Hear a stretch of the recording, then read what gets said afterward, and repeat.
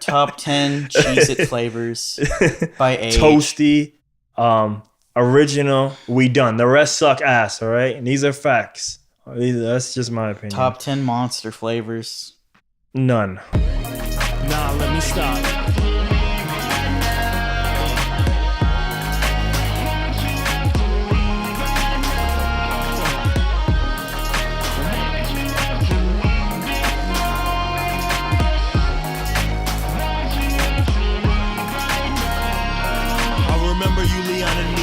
White Stone to see a classic movie to be, but podcast and stuff.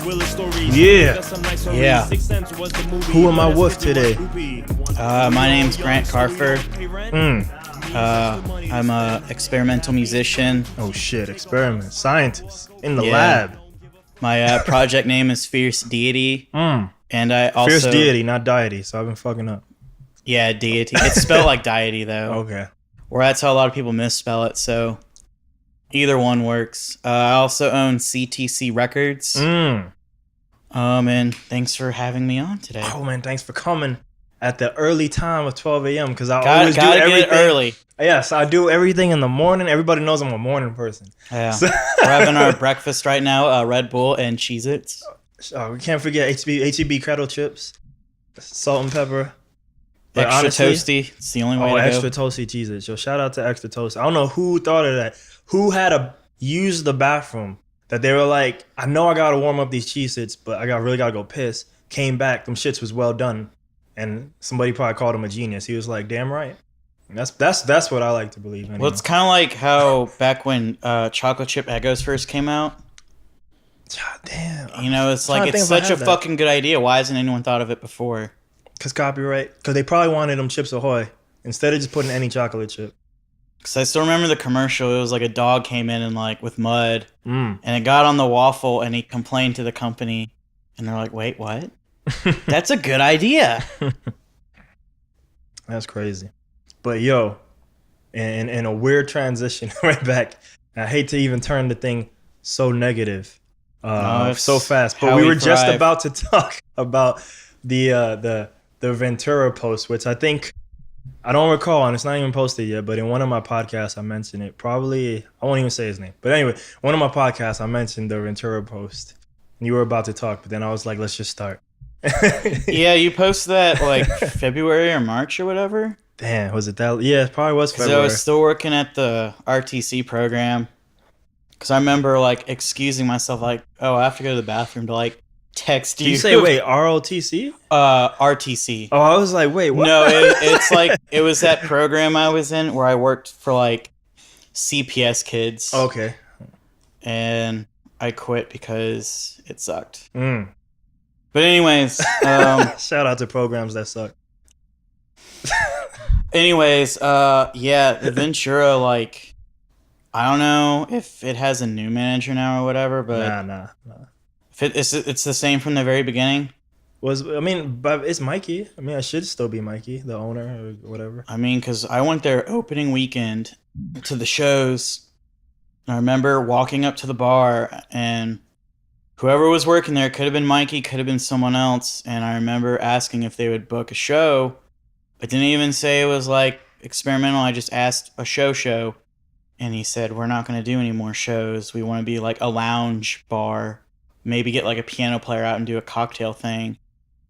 And then your post came up and I commented that and he was acting like that, you know, why would we say something like that? I was like, well, you kind of he sent me a private message too that I just never responded to. It's like, why would you open up a venue with a big ass stage? Like, oh, well, we don't want to book. Well, he didn't open it up, or maybe unless he was part of. I think 4 people owned the original 1011. I don't know if he was one of the 4. I just know he was the sound guy there. I mean, this was opening weekend, and even if that was the case, like, it's weird to have an opening weekend filled with bands and be like, well, after this, we're not going to do like live sound anymore. It's like I think I remember because they were starting to do food and stuff at that time. Maybe they still do. I don't know. I haven't been there, obviously. Maybe they just quickly realized that's not the way to go. But you know, obviously they still do shows. Even the thing that happened this weekend, the Art of War, when that guy has the normal ones, like that aren't the big festivity that the Art of War is. They're right now at Ventura, and Starfighters played a bunch there. A bunch of people played there. Well, I mean, I'm guessing the attitude just changed really quick because that's what I heard from whoever was working there. It was like maybe it's just a bartender who's just talking out of his fucking ass, but maybe they tried that for about a week and it fell on its fucking face because they're in the warehouse district or whatever. So who's gonna drive all the way out there for a cocktail lounge? Well, I mean, like when we used to play shows there, like sound system aside, you know, like all my complaints aside, like yeah, that was just the toughest thing. I remember this is the 10-11 days. We did the Xylo. We did Xylo's album release. Flyby. He fucking Tomas made a physical copy of that damn thing. CDs, son. Fuck. He regrets that to this day. But anyway, I think we only made $80 that night, which I'm impressed we even did. I brought Android Genius from Houston, so I brought a homie from Houston. I think we gave him like 50 of the 80, so at least he get that gas money and some extra. But yeah, man, we only made $80 that night, and it's just tough because you can't. There's no walk through traffic because it's in the middle of. I don't know if nowhere is appropriate, but like for people who are gonna be into what we're in, it's like it's. Because the VFW is there, and they kill it every weekend, right? Well, there's those guys also are that killers, man. Yeah, it's in a really odd location because can we not book the VFW? Like, we could be killing it too. Yeah, we could. I mean, but that's another issue I have with the San Antonio scene is venue owners are still really super picky about shit. Even though like. If you can guarantee like at least 100 people, because when I went to Ventura, it was to replace last year's Noise Fest, and there was over 30 artists booked. And I was like, look, even if no one shows up, there's gonna be 30 artists here, and they're all gonna want something to drink. And I was like, that's easily 3 drinks each, knowing the people I do. Yeah. So you're gonna make money off of it, plus door whatever, because I'm going to advertise the hell out of it. And hopefully they do too. And that's one other side note I'd like to bring up is like these venues never advertise shit. The only place I know that advertises shit and constantly is on top of that is Imagine. Oh yeah, Ezra. That's because like... I got to get him too. But he'd be good. Yeah, I could ask him because he said he's down, but I need to. He's a guy I have to poke because he's always busy and stuff. Because I've been doing a lot of flyers for them lately, and I kind of had to tell him like, look, I need a break because it was like a shit ton of them. Yeah. And I just felt like they were all starting to look the same. My like distinct styles, like let's like rotate because I know you had someone else. Like let's just rotate and. I know you still work with her. I just recently bought from my friend who's supposedly going to come on tomorrow, Fantasia from them because I happen to be selling a PlayStation controller to someone there, and then I went in. I went in there last week, yeah. Yeah, he said things have changed. Like, I guess they don't work with Time Wheel as much, he said. Good. And like, I was this talking show will to, never be PC, but... He said he doesn't work with Time Wheel as much, and then he said the reason was because they were always booking hip hop, and I found that hilarious because I was like, what? When I think Time Wheel, I don't think hip hop. I think of shitty indie crap. But I mean, in general, I just don't think of hip hop. There's rappers on that lineup, but those to me have never been their stars. Obviously, Femina and it's funny because when I talk shit about Time Wheel and stuff, I'm talking about their 3 main acts. What are the 3 main acts? Femina's definitely one of them. But I mean, they name the other 2. They were all made before Time Wheel, right? They just aligned with Time Wheel, right? Time really? Wheel didn't make them. I'm asking. I know Time. Oh, I don't know because I just found out. I'm pretty sure Femina. I found out about Time Wheel, Femina, Fisherman, all that stuff. Fisherman ain't on there. If they're on there, wow, I've not been paying attention.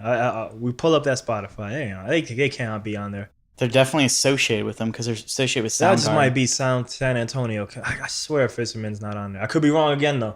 But we'll check. We'll check this. What's the third one? I'm drawing a blank. I get it. I get it. But if you go on their website, they have like 30 fucking artists. Yeah. And that's crazy. That's crazy. They have your entire noise festival equivalent. Yeah, and they only advertise like a few, you know? I don't know. Stop sucking. I don't know. I don't know what that's that what is. it is. You know, I remember seeing an ignorant post like, I was joking that's what they're telling their artists. I really don't know. oh shit. Well, because when I first heard about them, you know, Klein told us that it's like it's not like how a label's like really run. It's like a co-op or something. Yeah, where it's like he's saying that's how a label should be run. No, he was saying that's how they run because he was saying like, "Ew, it's odd how they run." Because he knows about the time wheel. We were talking about it at that bar that one time. Oh man, we talked a lot. I talked probably like 4 hours. Got phased by the burger. That burger is real good. Yeah. What's that place called? God damn it! It was something like Irish. I can't give him a shout out. Forget it. Continue. You can try and get that free burger. I'm trying to get that free burger. You can do a voiceover later. Shout out to and then put it in a different tone. That way it totally stands out. Yeah. Mad Peacock, some shit like that. But he was saying, and I've heard from other people, like it's just how oddly it's run, and it makes sense because it's like you can use their name and their logo, so it looks like you're on a real label, but you have to put your own money forth for all your projects. Because I'm friends with one of the people in Femina, the violin player. Okay. Because I've met him before at UTSA, and we've talked a bit. And they had to crowdfund their own music video, which usually the label will pay forth. My only, and I don't know much about it, but my main criticism has always been like, given the numbers they have on all social media, how come no one's making a living off it? Because, you know, like the guy I just mentioned off mic, you know, Richie Branson has like 1/4 of that, and he's able to make it. You know what I mean? So I'm like, there's something. If you really didn't buy those numbers, right? If those numbers are real, somebody, you know, even if you gotta be, tell maybe 30 bands, right? Maybe tell 24 of them, you gotta get off the label because, you know, maybe we were a bit ambitious, but these 6 can make a living, you know, or these 4, 3, whatever it is. Well, most of the bands that are really famous, like making livings, doing shit, like having impact on the industry, they all moved out of fucking San Antonio too. Oh no, I know. You know, like I know. Because and they never bring it up. I was talking to my friend. This is a dark city. This doesn't exist. Of all the top 10 we're in the top 10 biggest cities, right? Yeah, and it's kind of like you remember over. that South Park episode where they send the guy from 1996 to like this other city because it was like time looped in 1996. Nah, but keep going. Well, I feel like this is one of those cities. It's just like perpetual, like, oh, like we love the 90s, like, you know, because like anything on the radio is like not past like a certain year unless it's like super hot. Well, for our, I don't know what's gonna happen to our tier of musician, right? Low tier, ass tier, whatever you want to call us, you know, like don't exist here. Just like DIY, like everything. Yeah. But definitely from the star tier, the top tier, like we are starting to get artists finally coming here. Like Aztec is stepping up. Like Tobin is bringing Nas. That shocked the fuck out of me. Tobin and Aztec and Majestic, I feel. Even Paper Tiger, like, is started, and Limelight, which surprised the fuck out of me. Yeah, Limelight is bringing like the indie tier, like I don't know if you want to call that, like, because they brought Krayshawn. I don't know what that is, but I know it's famous enough to matter to somebody. And they bring in John Wayne, who's like in that whole Brain Feeder section of music. Yeah. So there's starting to be more of a thing for like real tier music here finally. Well, it's because they are getting people that, you know, how to actually fucking book people and do marketing correctly. I actually really like Paper Tiger. I haven't been there in a while. The last show I saw there was Swans, and you know, I never in the 7 years I lived here would I thought I would see a band like that here. My friend credits it to a lot of outside promoters taking these places over. Yeah, I mean, there's no one here. Like, I'm not, because, you know, All I heard before then, when a White Rabbit was still around, was how ass White Rabbit was. Because I remember being in like audio tech class, and people was like, "Well, I'm gonna go see so and so at White Rabbit," and people would just be like, "Oh, that's a fucking dive, like piece of shit place." The first thing I think of White Rabbit is always their 30-day rock band festivals, you know, because they would have a lot of them, especially on a Thanksgiving they would. or Christmas. Yeah. It's hard doing that kind of shit too with rock bands, especially unless you're all sharing a kid or something. And you would drive, or I would drive. What I'm saying, we would drive. I would go there, and I just remember like they would ask, "What band are you here for?" That way, the money can get allocated to them. But I'm like, man, that's fucked up in some ways, you know, like because there's gonna be some bands here that just get dog shit because you would see the lines, and some bands would just have no lines, you know, like. I went to see Caddisfly, and that's where I saw that. How about you base the payoff how far they fucking traveled? They came from, I think, Oregon, I would like to say. But, I mean, there was, like, probably 10-plus bands a day. Because when I, like, tend to travel out of town or whatever, I at least I was like, hey, can I have... Not even enough to cover, but just, like, can I have some to cover gas? Yeah. You know? And they do the 1 year the White Rabbit anniversaries for whatever reason, and they do 1085 bands, whatever it is. Yeah, Paper Tiger now. Well, we had a fest a while ago at the Wax Lounge, fuck Fiesta Fest, and you say that with such a straight face, yo. Well, it's because I've talked to people about it, and it's just a shitty fucking festival. It's not like. To accurately say fuck Fiesta, would you not have to have like 30 of them in 1 month though?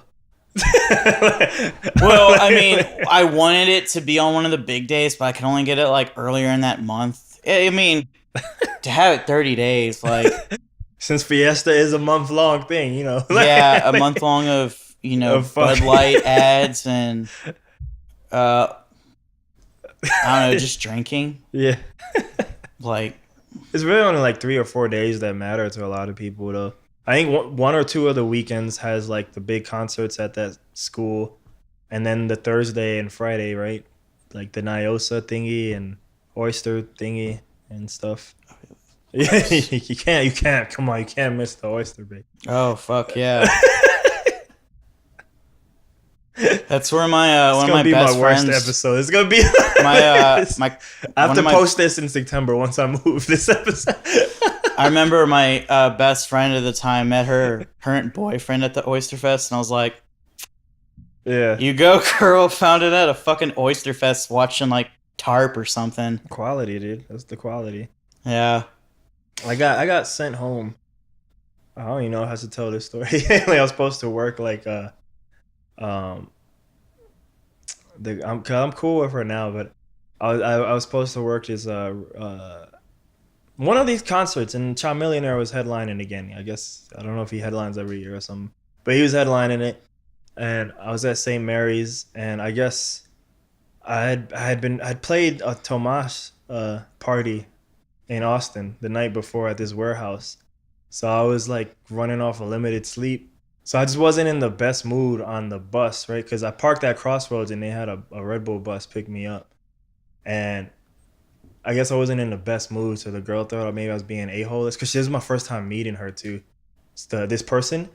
So they didn't, like sometimes I'm an a-hole, but out of love, like, well, I mean, if you're sleep deprived or whatever, no one's going to be in a fucking good mood. Yeah, so I mean, like, I was, kind of making fun of it, but like how everything was maybe late or something like that, but like how everything maybe wasn't working as well as it could have. But like that's just what I do. I just take that thing. I was making fun of it, but not like, man, this shit sucks. It was more like, ain't that funny that there's nothing works, It was more like that. It was more like that. But I guess she didn't know that, like, like it wasn't the person I normally communicate with for Red Bull. So like I got told to go home when I got to St. Mary's, and my car was at Crossroads. I was super fucking pissed because I took time out of my fucking day to get there. So like just as a way of remembering, this is self-punishment, but this is also a way of scarring. Dan is a better word than scarification. I don't even know if that's a word, but there was a word I heard about, like where you do rituals to encompass a change in yourself. But anyway, as a way of scarring myself to remember that, I was like, well, I'm just gonna walk back to Crossroads. So I walked back from St. Mary's to Crossroads, and Damn. yeah, just because I think it was like maybe only like 3.2 miles. I think I remember that. Like, but I was just like mad pissed. I think I sat there for like 30, 45 minutes because I know like sometimes when I'm angry, I need to maybe chill out. So I just stayed there alone, and then I was like, all right, I'm just walk back, and that'll cool me off, or not because it's hot. But yeah, like, but I just that's my Fiesta memory that I always go back to is that. But yeah, Fiesta's awesome. Yeah, like, obviously, it's definitely the South by killer we're all looking for. Yeah, that's why we do it not in March. That's why. Like, yeah, it's in May, right? What do you think about that? South by has no. Is it in May? I think it's like April-ish. May. April or May. It's like it's one of those months. I just always remembered it was That's at how the end memorable of the school it is. year. We narrowed it down to 2 months. Yeah. But South by no longer with Sonic bids, I believe. Because I gave you those links. And those links, now you can sign up. You can sign up via.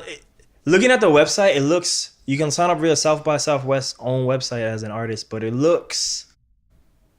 still looks to be like, like you don't know if you're gonna get it. Just like Sonic Bigs, like you're paying essentially the same price. I think it's like $30. It was $40 at Sonic Bigs. It's practically the same. The only thing, at least you're dealing with South by instead of Sonic Bids. But it's like, like, please choose me. That's what you're doing essentially. Like, yeah. And then to have to pay them, that's kind of fucked up. Well, I mean, I guess that's how they pay the band that ends up getting picked. Because they don't want that stigma either. It was like, oh, we're not going to pay you, though. I mean, a lot of those events cost money. I mean, look at the wristband prices, so it's not like they ain't. Yeah, like, that's why I always just volunteer. I get a wristband for free. I've never volunteered. The one year I did volunteer, like, it was a conflict with some type of work there, so I didn't even do it. But I've never volunteered. I didn't do it the past 2 years, but I've done it before, and I like it a lot. Yeah, it seems cool. I mean, I've always had a good time. Like, I've only did wristband 1 year until Tomas bought it from some shady guy. But I mean, like, it was one of the best South bys ever because we had a wristband. We got to go to all this cool shit. Yeah. My favorite moment that year, I saw Nas perform Illmatic with DJ Premier and Pete Rock at the Moody Theater. That was classic. I didn't know that was gonna happen either. And what was really cool is because I went to see Nas 2 days before, and I didn't make it in time, so it was packed already. It was a smaller venue. But I'm like, I bet you he didn't play Illmatic that night. He played Illmatic fucking at Moody Theater, He waited. They build fucking Queens. They build like a Queensbridge project, like right on stage. It was pretty cool. Started like an hour late. That was kind of annoying, but it's hip hop. I get it. I remember last year or the year Outkast played. I don't know if it might have been. That wasn't last year, right? I don't know if it was South by or ACL, but it was one of those. Because I remember being on South First Street, and it was at Auditorium Shores, and you could hear like Outkast playing, like pretty clearly too. I'm pretty sure that was not last year. Because I think they were playing like that.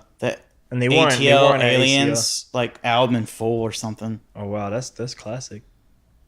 That must how many? This can't be last year. This had to be like a few before.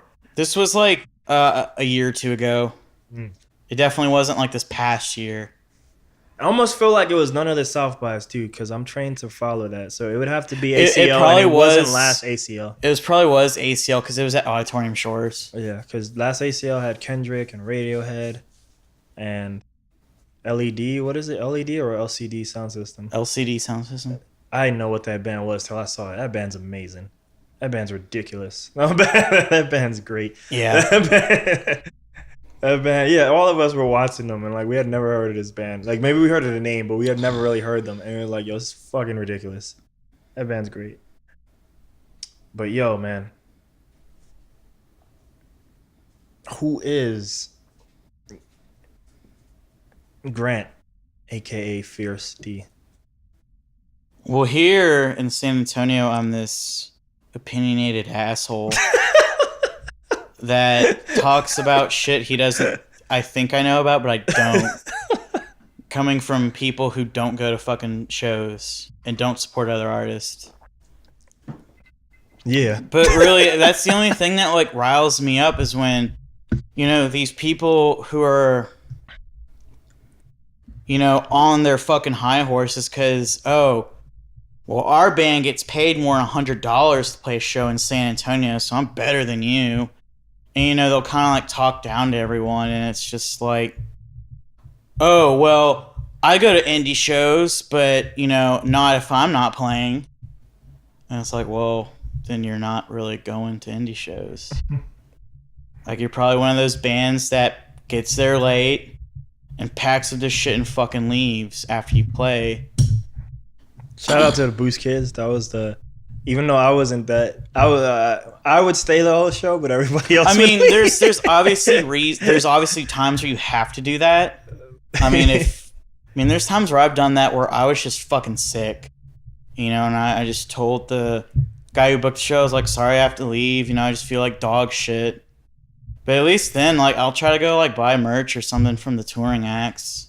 Or, like, donate or something.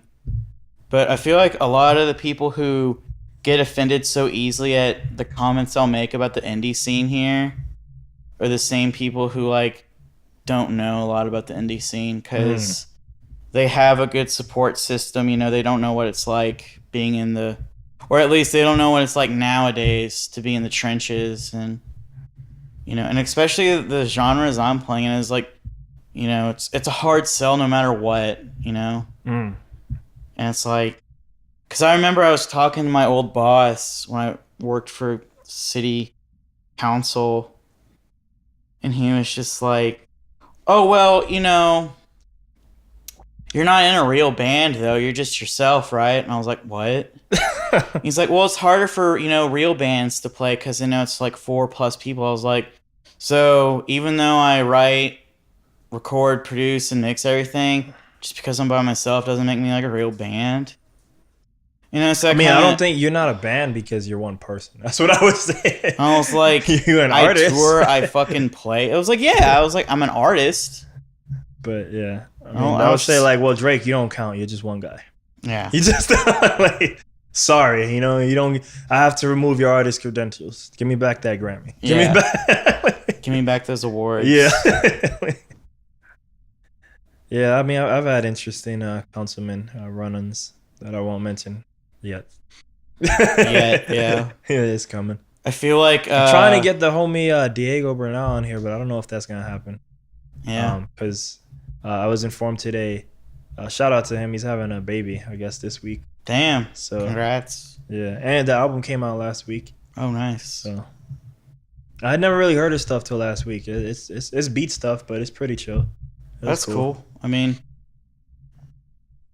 there's nothing wrong with like just making beats. So yeah, there's a lot of like those instrumental albums are kind of getting more popular. Like, you know, we were talking earlier about those 24-hour stream stuff. Like, there's a lot of those channels too. It's like just beats. It's like 24-hour like hip hop beats or like I did lo-fi. glow in the dark yoga this weekend, and they had beats as the background music. I was like, that's never happened to me before. Yeah, man, shocked the shit out of me. Like beats in yoga, that was crazy. So glow in the dark yoga, wow. Yeah, man. Fucking the thingies, the neon shits. I don't know what those things are called. The like headband and stuff. Yeah, like you can make it a headband. You can put it, whatever.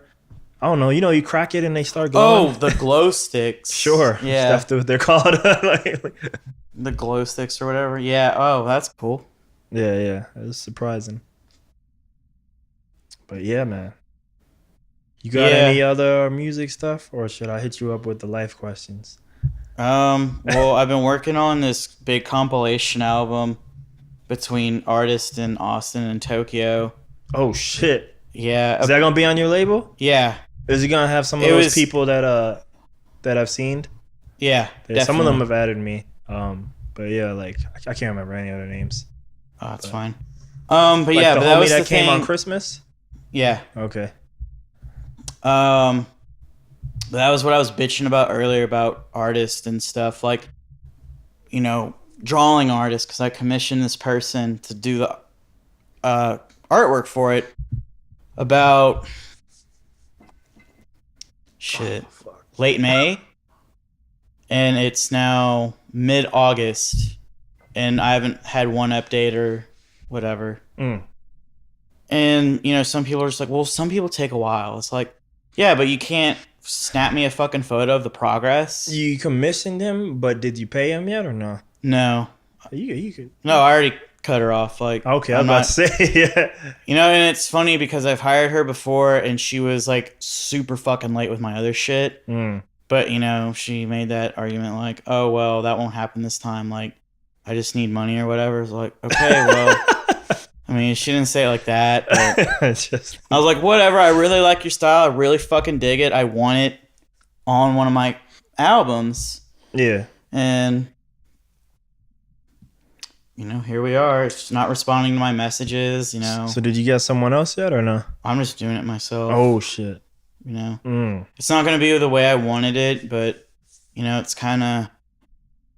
The artist submission was March, and I told him it'd be a summer release, and now it's fall release, so... Is all the music done already? It's all done. I just have to master it. Some of them are, like, you know, more quieter than others, and just have to be, like, mastered. What do you do your mastering on? My computer. Pro Tools. Okay, yeah. I use Pro Tools, and I just use various plugins. What? I'm always curious, like, people master, because that's still probably the great mystery for me. I do very little in mastering because I just so Pro afraid Tools to fuck actually it up. comes with a few really good ones. Like, there is... I don't know what company did it, but it comes with Pro Tools, and it's like from a 2-band to an 8-band, like frequency, like master. And then I use. But what's on there, like EQ, compressor? Yeah, it's EQing. Okay. You know, usually when I master, I EQ it to a way, and I get the volume the same as, you know, everything kind of else. around where everything else is, so it doesn't sound weird. And then I kind of let it sit for a day or two, and then I'll listen to it again, make sure I still like it. And then if I still like it or whatever, you know, I send it to the artist and see what they thinks. But for a comp, you know, most of these indie releases, they don't even fucking bother mastering. So, I mean, I'm not going to be too critical about it. There's just a few songs on there that are a lot more quiet than the others, and they need like a boost or something. How many tracks, like artists, are on here? Well, I did 10. It's 20 total. So 10 each yeah, coast? I did 10 each. Is it gonna be A B A B A B? Yeah, that's the way I wanted it. So I'm really excited for it. And I was supposed to do a lot of releases this year, but this is the first one I'm doing this year just because some shit happened in the spring and that delayed a lot of stuff, and it canceled 2 of the releases. And then my other guy who I was going to do an LP release for just emailed me about a month ago, and he's like, well, my friend told me no one would buy it, so I don't want to do it anymore. Oh, what the fuck, man? No one's going to care about any of our music. That's not why you do it. That's not what... And, you know, I've heard that too. It's like, you know, we're all destined for the bargain bin anyways. But it's like, you know, if you actually treated your shit like a fucking album, people... This is coming from, like, my genre, the really experimental, like, harsh stuff. Yeah. It's like, if you treat your fucking album like a fucking album instead of, like, a mixtape, you know... Are you making physical copies of these things? Yeah, I am. Because this is going to come out on CD. Okay. And if it's too long, it'll be on tape. I don't like doing compilations on tape because you can't skip tracks or whatever. So... What do you do with these physical copies? Like, how do you sell them? I'm like because it is 2017, so I'm like interested. Like, well, what I'm gonna do for this one is everyone who participates is gonna get a free copy, of course. But I'm gonna ask, do you want copies to sell? And if they do, I'll just charge them the production cost. The hard production cost would. So let's say I'm selling for $15 and it costs $8 to make. So I'm like, okay, just give me $8 and then you can sell it for $15. Yeah. And then I'll give them however many they want. It's going to be online, going to put it on iTunes and everything. I can mail it out to people who buy it. With the Tokyo people, I don't know really how I'm going to do that. I have one person on the comp who's originally from England, but he's been living there like 20 years, and he books a lot. He actually booked my show there. So I'm gonna ask him if there's a distro I can use out there, if he can do it, or if I can just send him like 10 copies and he can just hand them out to people instead of shipping all over the place. Cause I've been struggling trying to find real international distribution. I did find one that kind of seems to have it, but it seems to be expensive if you're an artist, and it seems built to actually cater more to labels, but it might not. It's not gonna be like this DistroKid cheap shit though. No, I definitely like the only place I know that does distro physical releases like that I'm aware of is like CD Baby does it. And I was talking online, but yeah, actually, but like even CD Baby, I would say has CD Baby. If you have infinite money, it's probably the overall number one thing. No, I've done one single off of it. It was $10 or whatever. It was just the cheap one. Yeah. It was actually an album, but it was like a seamless album. So I asked them, I was like, well, instead of the 2 parts you have, can I just make it like one long fucking song? Yeah. Because it was like an improv jam that lasted like an hour. So it was like $15 altogether. And it was up within like 2 fucking days. And I love CD Baby, but their pricing's like. If you're a band in the traditional sense, like, and I don't even mean a band. You're just paying for your own shit. Like, but no, I don't even mean a band. I mean like the way artists used to be in the 90s. Hey, we're gonna put out an album if we're prolific, we put out an album once a year. You know what I mean? Most people don't even do that back in the day. Once every 2, 3, 4 years, whatever, depending on band. Because they would tour, write, and then record. So if that's still your style, which for a lot of people, even at our level, is still their style, CD Baby, without question, is where you should be. It's number one. It has the most stores. Some of those worldwide things I was talking about, some of them are actually on there. I still don't believe they have China. Like, they don't have QQ Music, which is the Spotify for China. But they're the number one, like, without question, like, for this little indie distribution shit. Without question, they're number one. However, if we get to, like, what the beat scene, what all beat scenes have done, where it's like, look, I do a song an hour. I do 4 beats a day. Yeah. That's when you need to be with some of these, I think, yearly people, like a DistroKid or like that. Like, or even if your label was prolific, I would say, if your label was prolific, I would say, well, maybe the DistroKid is the way. You will be playing yearly, but I think you win in the end because you're not. But yeah, because the only thing I don't like about it is it's like $70 for 5 artists, and it's like I only have 5? one artist where I've released more than one of their material. And I don't know how they're gonna classify like various artists. Is that gonna be its own thing or? Well, do you sign artists or do you sign releases? I sign releases because a lot of the people who I work with, they're very like, basically how I do it is they can't afford to release it themselves, so I do it for them.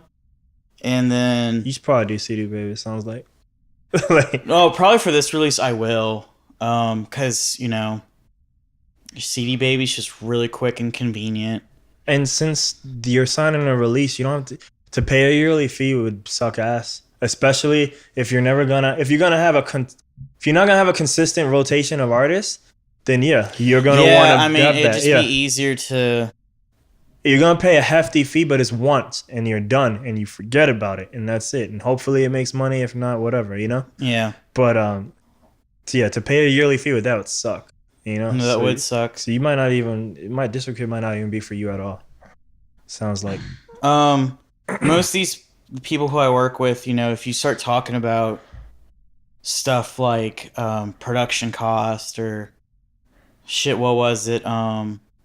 Where you don't get paid until we've made the production cost back. Yeah. You start talking about all that shit, percentages, whatever, they're just like, oh, I don't want to fucking talk about that. Just release my shit. Yeah. So what I do is I kind of do a 40-60 deal with them where when we get the CDs in, I'll give you 40% of what we've got. So say we made 100 CDs, you'll get 40 of them, I'll get 60 of them. And it's like, whatever you make on that, you keep. Whatever I make on this, I keep. But I keep enough to where I can cover the production cost and make a profit. And usually when I do it, I'll always make it so, well, if we do it digitally or whatever, that's what I try to fight for, is like, well, I want the digital release money or whatever. Yeah. So I'm going to be doing it anyways. Whatever you make on your Bandcamp, keep it, whatever. Yeah. But if it's bought on iTunes or Spotify, you know, that's kind of where I mean, most of them don't care because they just want their shit out. And, I respect that. I want my shit out too, so. What, you're not the only one, because I know Zach. I think you know Zach too, right? Mm-hmm. Yeah, so, but like, it's funny, I met Zach at Beat Battle when he was doing totally different music, because he was at the Beat Battle. He was still playing the wrong music because it was a hip-hop beat battle. Jesus Christ. But he was on like, I don't know if it was a MIDI fighter, but it had the arcade buttons. Oh my God. And he was playing like dubstep, I think is what he was playing.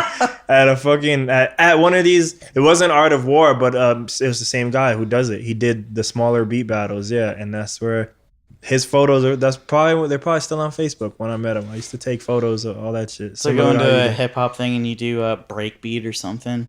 Yeah, I mean, I did that once at one of beat battle. I played one of like my metal hip hop songs, and it's like they were like just staring, But I was gonna say so I don't know too many people in this scene. How did you even get into making this style of music? Because just describe what the sound even sounds like, and then like how you even got into it. Well, it's basically, I guess, I'm basically in like the harsh noise crowd, which is basically, I guess the easiest one to be like, the most popular artists are like Merzbow, Wolf Eyes, and Pharmacon. And the way I got started with it was I wrote mainly like industrial kind of songs, like real Nights of Reb and Ministry and 9 Inch Nails kind of shit. And then how I got into that is I always kind of wanted to do it, so I wrote a few songs, just using like harsh equipment like distortion pedals and all that other shit. But, I didn't really give it much thought. I didn't, like, edit it or release it or anything. And then by my first year of college, I bought a modular synth system, but I didn't have, like, a MIDI output. So it's just, like, you twist the knobs and, like, be like, and stuff like that. Yeah. So in 2013, I got asked to play something at the school. It was... Oh, yes. AV contamination or whatever. Okay, not there. We're not going there yet. I thought you were going to mention the underground stuff. It's coming up. And then I was like, well, I can do this really weird set. Because you already introduced Jacob to me at the time. Skin Carver. Oh, yes. Who I think is still in jail. Yeah, I didn't know all that stuff was going to happen to him, but yeah. Oh, no, after I met him once, I was just like... I mean, after a few times, I was like, okay, well, later. And then it kind of just happened, and then, that was the only kind of shows that were happening around here. And then I met someone in Austin who does that shit. I just kind of kept going, and I just wanted to play live, so... someone asked me if I did make music like that, and I was like, yeah. So I literally just started when I said yeah. And then I started playing a few shows, and it just kind of grew on me. And I write a bunch of other shit too, but... I never hear it no more. I remember I'm always trying to do too many things, and not all of those things come to fruition. And I think at some point I asked everybody, give me a song, I'm going to make a mix. And you gave me a song, I believe. And I remember hearing it in my head right now. From when I was writing, it's kind of like a beat. It wasn't finished, but it felt like a beat. When I was writing that stuff, like that's kind of like why I don't have like a self debut out, because that was gonna be it. But then like after I started getting into this, like what I am now doesn't reflect what I wrote back then. So it took me a long time to come to realize, but I just scrapped it and I'm just writing a whole new thing. Just now. Be like Deadmau5, where album 1 makes no sense. Oh, it sounds like hip hop beats, but everything else is house music. That's true. You could use a. You could. I'm not a big fan of this because at our level, like we can't afford. I believe we can't afford to be rebuilding our fan base every with 10 aliases. But you could do that. I mean, well, I mean, and since it's your label, you well, could like. I mean, I do have different project names for different styles. Like, me and my brother have our own project where it's more like noisecore. We've played at Underground too. And it's weird because we have 3 EPs completely written and recorded, but they're just not finished yet. What does that mean? They're not finished yet. Well, what's needed? I haven't mastered them, and there's some stuff we have to re-record because we did it in an apartment, and then some stuff slips through, like your neighbor beating his girlfriend or something, which actually happened on the first. Yeah, I know one. your face is serious about. I mean, it's really just because like I was still in school.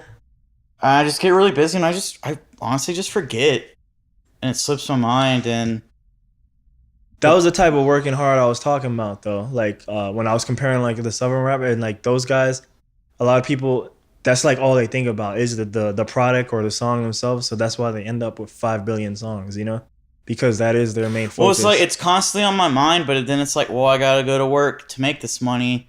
And it's like after work, I'm just too fucking tired. But we have 3 things ready. We just recorded one. The first one I actually have up on SoundCloud. It was a live version, and that was like real like noisecore-y. Yeah. Where it's just like beats in the background with my brother playing like really distorted guitar, and then the second one's like almost like cyber grind, where it's just like impossibly fast like drum tracks. It's supposed to be like really funny. And then the third one, we just kind of like made it just like real groove rock-ish. So it's kind of like it's just like, I guess that project's just kind of like whenever we hang out, me and my brother, it's like, oh, well, let's do another one, but let's make it sound like this. It's kind of like whatever we want to. So it's kind of fun, but it's also frustrating in a way because, he's not into like all this weird shit like I'm into. So he wants to keep it a lot more tame than I do. Yeah. Sometimes I'll tell him ideas I really want to do and we'll just clash. But for the most part, it's pretty good. How do you get hooked up with Japan? Through the noise scene, because I had a friend who worked at a record store. I told him like, oh, I was gonna study abroad, and then he mentioned like, oh, he toured Japan a few years ago, and he's like, well, this guy hooked me up. It was the English guy I was talking about a while ago. So I sent him an email, and he got me in contact with a few people, and now they booked me 3 shows the whole time I was there, and through then I just started. The only people who showed up were the other artists, except the last show. Like there was actually like a crowd, but some of these places we played at was really fucking small. Like the second show was a bar that was like smaller than this like living room, and then there was a grand piano like taking up half the space, and it was like underground like. Fucking like an underground bar in Shibuya, just like really compact. And then like I was like playing there's still photos on Facebook where I'm like playing on the floor because that's how like fucking crammed it was. But yeah, that was worth it alone, just meeting other artists so you can connect better. And that's basically who's on this like comp album that's coming out. Yeah. I think I'm gonna take it to the life questions now. Go ahead. What is your goal in life? Basically, like at least music wise, it's just kind of make impacts on people. Even if it's like one person. Yeah. Because that's how I got started. Was like I started listening to like really weird indie shit, and it made a huge impact on me. But no one else knew about it. But it had such an impact on me where I was like, I want to do that. I want to. It was listening like indie bands that had releases back in like 2001 or 2002 that was like internet only, like Bandcamp kind of shit. you know, they could only like, it was like really fucking hard back then to like do indie shit. Or, you know, you find some obscured band from like the 70s that wrote weird shit. But that's the kind of stuff that sticks to you more, I think, you know, because you feel more of a passion coming from it, I think. And it was just like, well, if they can do it, I can do it, kind of thing. And that's literally how I thought after listening to this. The album that got me started was the second annual report by Throbbing Gristle. I was listening to it one day and I was just like, well, you know, if they can fucking do it, I can do it too. That's literally how it started. And by the end of that year, I started buying like instruments and software and all this other shit. I just started with a micro Corrigan like garage band. I feel like only now in my older age have I even entertained the aspect of the mind frame of if they can do it, I can do it too. I think because the band that made me even want to play music was Dream Theater, but for me it was like, wouldn't it be cool to do that too? You know, but I don't know if I ever thought I could do it. The bigger acts where I was like, oh man, I fucking love to do that shit, you know? Yeah. But it was like, I feel like if it's a smaller group of people, you know, with a crowd, it's more memorable that way. Well, I didn't even mean the bigger side. I just meant the mindset. To even have the mind is like impressive. Like, if they can do it, I can do that too. Because I feel like a lot of us, even now, don't think that. You know. I mean, it's definitely kind of a weird thing to say, because you know, for a lot of bands, it requires like 3 other guys, and it's like, well, it's usually like, well, it's not going to be like that anymore for long, but it's like, oh, I want to play guitar like him, you know, that's who I look up to. Or now it's more like, I want to rap like him, or I want to like make beats like this guy. Because the whole rock star days of like kids getting inspired by guitars and shit, it's always going to be there, but it's definitely not on the forefront anymore. Billboard said hip hop is the #1 music in America now for the first time ever. Like, yeah, I thought it was like that since like 2009. It felt that way, but I guess officially now in the numbers, like it's official now. Like, these fucking baby boomers aren't buying the same Beatles records anymore. No. I've been thinking that since like I was in middle school. Like hip hop was like, that's what everyone was fucking listening to, and I just always thought that. So, you know, when I heard that, I was like, you know, water's wet. You know, what else is new? Yeah. That and then I feel like now you see more and more, but like long ass articles of what you said about guitars too. Yeah, and you know, my brother, who's a huge guitarist, you know, he's been playing since he was a kid.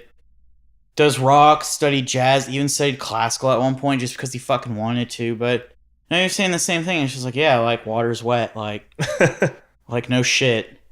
But it's like that's not gonna devalue like what I do for myself, you know. It's like there's always gonna be music shops, you know.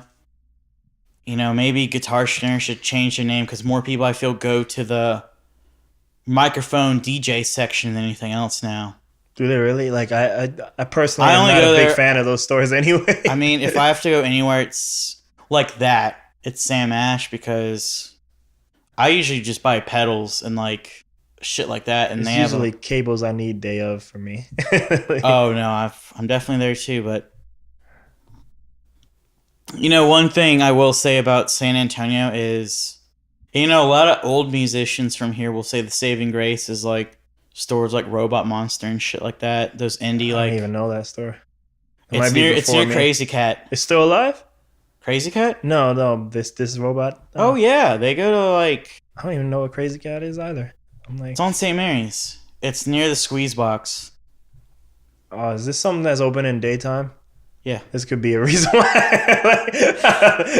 But Robot Monster's like a vintage guitar amp. They have, it's like a pawn shop. Cause they have a vinyl section in the back. They have like just a lot of weird, nifty shit. You know, I started going there to collect vinyl, and I was like, oh, well, they have like all this original fucking gear and like all these weird pedals, and like, you know, they had some amps that were like reconstructed from like old radios and shit. Let me ask. Normally I'm supposed to keep going with the life stuff, but I wanted to ask this earlier. So like I think maybe the first time, I think it's maybe the first time I see you live is probably at one of the UTSA tunnel shows. Oh yeah, underground. Yeah, and I see you, and I saw Zach there, and for some of those songs, are those like songs, or are those just one time things? Like, Depends on when you saw me. Because I feel like you were breaking stuff that I'm like, well, I don't think he gets to play that song again. Oh, that one? That was just like us improving. Okay. Because we only had like a 5-minute time slot. It was like at the fucking end, and I was like, well, these guys drove down for Dallas, so we're just going to fucking play. Yeah. The second time we played last year was, it was only 2 of us at the point. It wasn't a 4-piece anymore. We sat down, we wrote settings on my drum machine. I was like, okay, so these are the 4 we're gonna play. The vocals were improv, but I kind of knew what I was gonna say in them, and we had like an outline. And then after it happened, I was like, that killed 15 minutes. That's enough to make an EP. So last summer, we just sat down, we recorded it, and But the first few times was definitely just improv. But actually like sitting down and like pre-planning, because even like my noise sets, they're not like completely improv, because I'll like practice the day before or whatever, and be like, okay, I want this sound or I want that sound, and I'm gonna have this set up. Because a lot of people, I actually like personally knew someone who did this. A lot of people will see noise shows and be like, oh, well, that's fucking easy. I want to do that. And then they'll buy some gear and then they'll show up and just like improv. And it'll just be like the flattest fucking sound you'll ever hear. And like everyone leaves. And they get mad because, they're like, well, I was just doing what you guys do, just playing fucking whatever. It's like, well, yeah.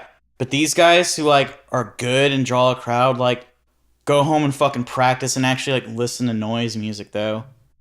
It's like if I saw a freestyle battle, I was like, well, I can do that. You just have to rhyme. And then I completely get fucking dismantled on stage and I just get mad about it. It's like, these people who are freestyling have been like probably practicing since they were a fucking kid. Yeah, man. Doing it at recess and Tommy shit. Wong show, man. That show, he was like doing it in his room because he was so afraid to do it in public. So he was doing that for years. And, I was kind of like that with my family for long. I would just tell them I was going to play shows, but they never knew what I was doing. Have they seen you live ever? My dad has. My mom hasn't. Was it one of the noise sets or no? Yeah, it was a noise set, and he thought it was pretty cool. He was just like, I don't know what you did, and I don't know what it was, but it was cool.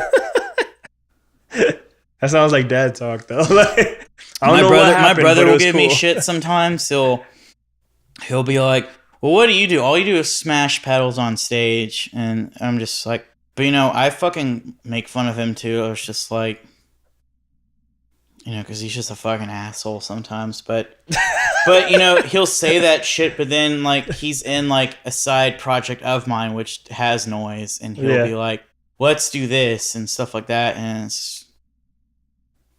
I just think he says that because he like knows it gets to me a little close. Family. Yeah. Family stuff. My mom and my sister are the only ones that haven't seen me live, and I don't really care enough to like force that on them. Yeah, because they're the ones that'll kind of bring up that shit. Like, well, are you getting paid? Like, no. It's like, well, then why are you doing it? It's like I can't have this talk every time. Are any of them artists in your family? Like any type of art? It's funny because my mom and dad have always said they've come from a non-artistic background and shit, but all 3 of us are all musicians. Because I was gonna say that's probably why they can't understand my brother, it. and my sister are all classically trained. I played euphonium and tuba all throughout high school or middle school, high school. And were they raised in Texas? The parents? My dad was. Okay, so he had something. He did right? track. Oh, okay. My mom, I don't fucking know what she did. Maybe she was like on a pep squad or something stupid.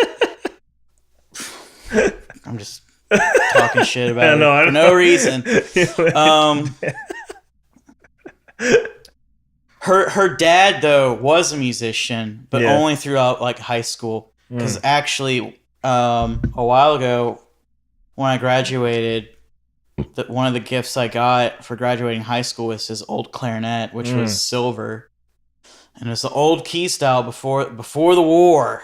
Oh man, before World War II. So it's like a different. So I still have that, and I want to learn how to play it one day. And you got old tech.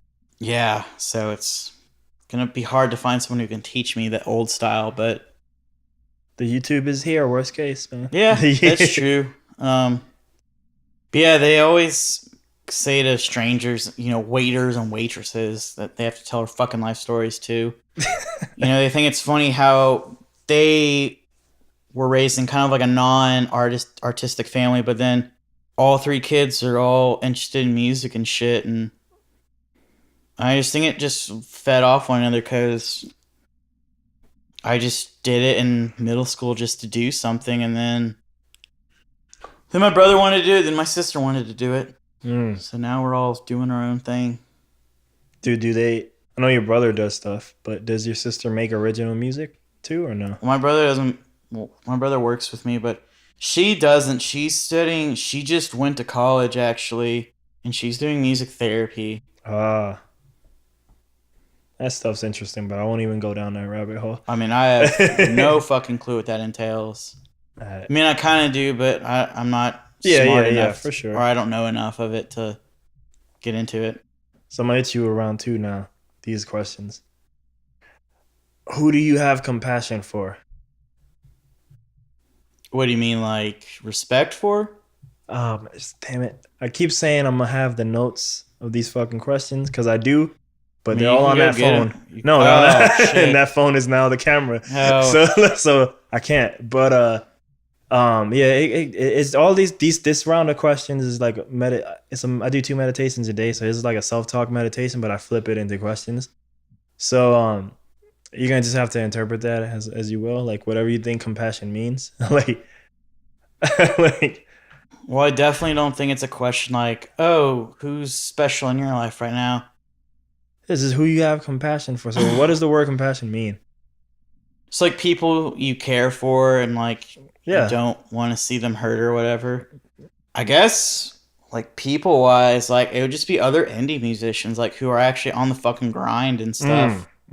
Hustlers. I've been listening to a lot of 50 Cent lately. Are you serious? I mean, it was just one of those things where it's nostalgia, and I was like, are you watching Power too? Are you watching unless it's TV show? I've never seen it. Gotta get that fucking No, the only show like that I've watched was 3-6 Mafia's Hollywood. I don't know what that is. I'm ashamed. Because that show is off the fucking wall. It's like they moved to Hollywood and they like throw shows and like no one fucking shows up, and it's wild. That's crazy. Yeah. I was selling my CDs, and that's one of the most requested CDs is my 3-6 Mafia Terror the Club Up Thug CD. That's a fucking good one. Yeah, it is. And I have the double CD version, so mad people are like, oh shit. I just got they just had 2 vinyl releases in this past year or so, and I have both of them. Damn. One of them, the first one, was a repressing of their very first album. I got it like, somehow the guy who pre-ordered it at the store I went to, like, just didn't come in. They're like, well, if he doesn't come in within this certain amount of time, you can have it. Luckily enough, he did, and I fucking bought it. Damn. So, yeah, hip-hop on vinyl is definitely, like, rare now. Because I think one of the more expensive records I have is, like, an original, like, The Chronic by Dre on vinyl. Which I found overseas for, like, $20. Damn. Yeah. I saw... I don't know if you know the band Rivers Wants, but I had them on the podcast, and he had a signed Kendrick Lamar vinyl of the new album. Fuck. The Damn album, yeah. Damn! Yeah. And he told me, he's like, dude, how he got it was like, he just went to the website. He said anytime an artist comes out with some shit, he just goes to their website because sometimes they sell that tour shit. And he's like, every now and then you find a deal, and it's like, dude, they were selling this for like less. It was either 20 or less than 20. It was like, fuck yeah, I'm buying this. So he bought it. It's weird because It's red too. I think it's red. Oh fuck too. yeah, yeah. Like, I mean, some artists like that are just really fucking cool about it. I remember last summer I went to Half Price Books off of Wurzbach. Someone brought in their whole fucking K-pop collection. Fuck. Like, so like, what years? What years? Because like 2010 through 2015, I might know a lot of that. Fuck. So it was like AOA. I do know them. I don't know if I'm gonna like the most recent one was Gain's recent EP. Is that how you say her name? That's how I say it. I don't know. I always say Guyan, but I don't know. That sounds cooler to me than fucking Gain. Fucking Guyan. What? I don't know. Guyan. It was fucking. I used to think she was so hot. Now I can't see correctly. She still is, but She has like the one I bought was the one where she had like the blue hair or whatever. I think that album. That's the album where the lyrics are almost about like Adam and Eve.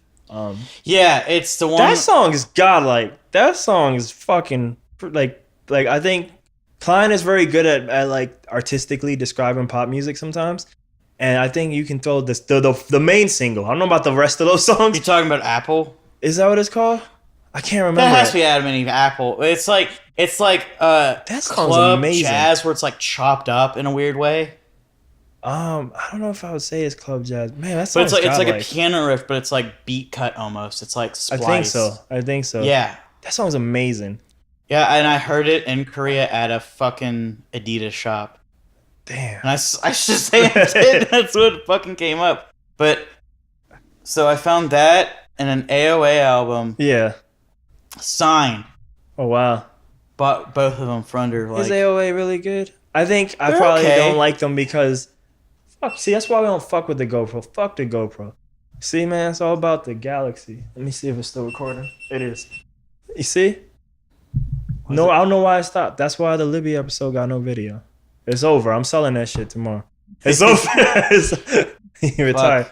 I remember like a lot of times, man, like K-pop music videos are very important, but I don't watch them. I just put them on because that's the easy way to hear the song, and then I tab out and do something else. Oh, that's how I do it that too. guy in song or Gain, whatever her name is, I heard that song and it just made me pay attention because I was like, I already assumed you're gonna be hot and sexy. That's what you always do, you know. Like, so I'm like, I don't need to see it again. I mean, you know? it's they're going through the late '90s right now. Yeah. But I mean, she is like, you know, Hanya or Lee Hyori before her. Like, she's gonna be extra sexy. Oh man, you know? I was a huge Hyuna fan. What about the girl? Do you know the girl I said after her? If I'm saying her name Which right? one? Lee Hyori.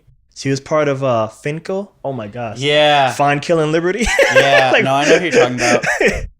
I remember seeing Fine. I'm sorry, but I remember seeing Fine Killing Liberty, and I knew right away, like, yo, that girl is like ridiculous. And then when I always like when I like the girl, and then that girl ends up being singled out because I don't know. I guess in my mind it justifies me like, oh, maybe I can recognize some type of either star or extra hotness or taste or something.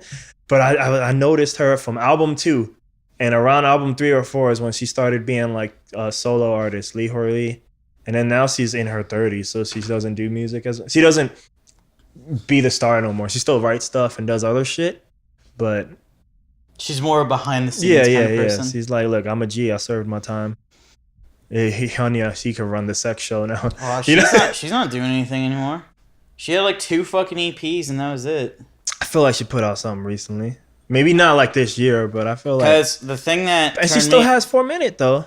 So wasn't she in Troublemaker too? Yeah, but that was more like a her and some guy thing. Yeah. Some guy.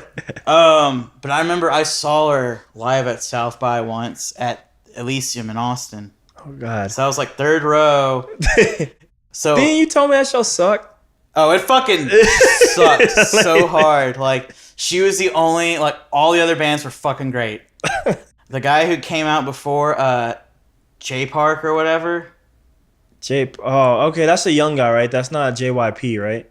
That's not Park Jin Young, right? No, it was J Park or something. That's some it was like guy, the newer guy. Yeah. He was probably bigger than Hyuna at that time. Mm. And he went on right before her. This was like a 12-band lineup. It was just Korea night. Hyuna comes on. Somehow the sound fucking blows. So they have to wheel up a self-powered speaker. And this was the year where we played at the Eden House, right? Because I feel like I remember you telling me this at the Eden House. Yes, it was. So someone had to come up with like an iPod or something and play like the backing track through the fucking self-powered speaker. That's not good. And I remember like just being like, man, this shit really fucking sucks. Yeah, because I mean that's a bad look because K-pop and all types of pop of that nature is. It was like she was singing background for the fucking track. Like you could barely. That's what I'm saying. Yeah. I mean, but she looked like shit. Like she just got off the fucking plane or something. Oh, it's not even. And she like ran out of the fucking venue afterwards. Like they rushed her out. Like I don't know what the fuck happened, but you know, anyone who said that was good is fucking lying. Like that was awful. I mean, all other 12 acts brought their fucking A game. Because I saw other like big acts that at the time maybe weren't that big, but you know, when I went overseas and stuff, I said like, oh, I saw them live, and people were like, what, you fucking saw them live? I was like, yeah, they opened up for Hyuna, and they were like, what? So I remember I saw Nell, Crying Nut, which is supposedly like an older band, but these are bands, right? Because in my head, bands. Yeah, I'm like, wait, I know these bands, but they're bands, like they're not. Yeah. The only two like solo kind of people was J Park and Hyuna. Okay. And J Park went up by himself, except with a newer guy he had on his label, and he's like, "We just released the single. We're debuting it here in Austin." That was cool because they were both really fluent English. Because they rapped it in English, and it was really good. But all the other groups. And then apparently one of the groups flaked. So they found another band from Korea at South by. You just find that shit. You just find it. They found them, but the thing was, this band was unlike any of the other ones. It was like a noisecore. I was gonna say that, yeah, because it was like really fucking heavy and shit, and like it blew me away. And I remember talking to the bass efforts. I was like, damn, that was really fucking good. It was really like different and just kind of perked me up a little. It was, to me, so I started listening to K-pop in 1999. I never thought the world would give a shit about it, you know, like, but you know, the internet made everything smaller. I mean, I think definitely after that fucking Psy song came out, like, oh yeah, that's when you started seeing K-pop releases on like iTunes, like making even after that. Like after Long Dead, that Psy shit went. It's like every once in a while you'll still see some like K-pop shit on like. I've always been saying like South Korea is kind of like the new Japan for America, like because you're seeing a lot of more people into that like Korea style. This K-dramas. This weekend, K-Con. Yeah. So it just happened probably in Cali somewhere. I mean, I think that's the new Japan, in our new Asian fascination kind of thing. I think for people that are gamers, unless you like esports, probably not for them, you know, or anime. But definitely for mainstream, like a cultural thing, because you know, the 60s and 70s it was like Chinese, because it was like kung fu movies were getting released. Bruce Lee was a big thing, you know, and that went on for quite a while. And then Japan was like 80s throughout the mid 2000s. And now I just think it's Korea's turn, because, you know, that Psy shit really set the world on fire at the time. And Psy, I have Psy on album too, on VHS, promoting, I think it's called Bird. It has a famous sample that I can't even, I think it's a Prince, I don't know if it's a Prince song, because Prince doesn't really lend his stuff like that. No. But yeah, so it's not Prince. It might be Bowie or something. But anyway, it's like, he's super skinny because it's like it's 99. It's not the Gundam style. Yeah, he's like in his like mid to late 30s now, and he's still like pretty relevant, you know. Yeah, well, it's because he became a star, you know. So he's like, I mean, yeah, he's a big deal, you know. like he's a big deal. He's I don't know if you can say it's of the same relevance. He's part of the same relevance to the world because he put a spotlight on Korea. But you know, like Seo Taiji, right? If I'm saying that right, yeah. So I mean, Seo Taiji was probably more an internal Korean star, but I guess maybe, you know, that would be the guy he brought a lot more attention to Korea, you know? Well, that and just, you know, all the fucking internet. Yeah, It's yeah, like, yeah. whenever you hear about StarCraft, you know. Oh, well, there's that. And then, but that song too, Gangnam Style, like at that point in his career, I think if you check the last 2 or 3 singles, but off his previous albums, but single one, it's the same song. It's always a techno-y song with him acting a fool in the video. And like, and he just kept doing that pattern again and again, you know? Work it until it fucking breaks. Yeah, and it just kept working. It just kept, but anyway. Yeah. So compassion for grinders on the indie scene. I mean, I feel like he's kind of a grinder because he didn't fucking give up, and you know, it took him until his 30s to get somewhere. So Psy is Korean 2 Chainz. Got you. Yeah. He's the 50 Cent of 50 Cent was 50 old? I don't think he was old like that. No, but he had like 4 fucking albums before he got big. He had Power of a Dollar before he got shot. I don't know about the other stuff. He had 4, like, he called them mixtapes, but they were like albums, just indie releases. He had Power of a Dollar that never came out though. That's why the one I was thinking. That's the one where he doesn't have the bullet on his mouth. So he sound that album's like, yo, that's Young 50 on that album is a real rapper, dude. It's not this mainstream shit that would end up happening later. And he's still cool as a mainstream artist, but you know, it's a different tone. It's very New York. It's very New York. It's the era of, I'm sure you know the song How to Rob, where he disses the whole entire hip hop scene, which is why he blew up in the first place, you know? He name dropping everybody. I mean, I can't imagine somebody doing that right now and people caring though, because it's just, I mean, look, Drake gets dissed and he's like, not good enough, and he just keeps going on his career. You know, like, I mean, it's kind of like the internet it's taught us one thing. It's more like we better toughen up, or at least how it used to be. You know, you better toughen up and just take criticism as it is. You know, just like, who fucking cares what someone on the internet is saying about you? You know, that's kind of what I find really ironic about like internet culture today, where it's like it seems like everything is offensive. I'm not going to go on this whole like rant about, you know, back in my day, blah, blah, blah. But, you know, like... Yeah, them 10 years ago, man. 10 years ago, it seemed like you could say whatever you wanted and people just be like, oh, well, you're obviously joking. You know, it was like, that's kind of when like, you know, like Bloody Disgusting was still around. You know, 4chan was actually like funny. But it's probably because it's the mainstreamification of things. So now our moms and grandmas are on the internet too. Because Facebook didn't blow up until I think like 2011 is like when moms, dads, and grandmas started getting it. Yeah. And with that, you know, brought everyone to the internet. And then once you get the mass public on, it brought normal people on the internet, not in like, oh, you fucking normie kind of way, but just like, you know, the only people who were on the internet back in the day were people who were interested in it, and they knew like, you can't say dumb shit or you're gonna get made fun of. But now it's just like any old average Joe or some educated motherfucker can get on the internet and say stupid shit. Yeah. It's kind of like, you know, when people say,